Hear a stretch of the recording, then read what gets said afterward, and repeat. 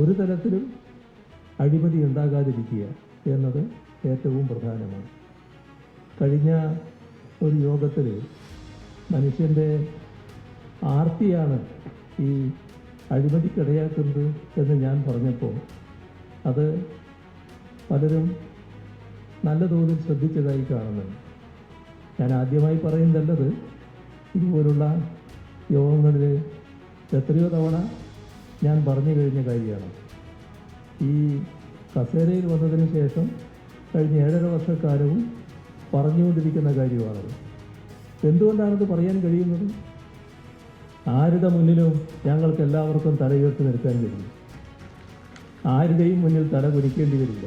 അതുകൊണ്ട് തന്നെയാണ് പറയാൻ കഴിയുന്നത്. ഈ മന്ത്രിസഭയ്ക്കും ഞങ്ങൾക്ക് എല്ലാവർക്കും ഉള്ളൊരു പ്രത്യേകത ഇത് തന്നെയാണ്. അഴിമതിയുടെ കാര്യം വരുമ്പോൾ ആരുടെ മുന്നിലും തല കുനിക്കാൻ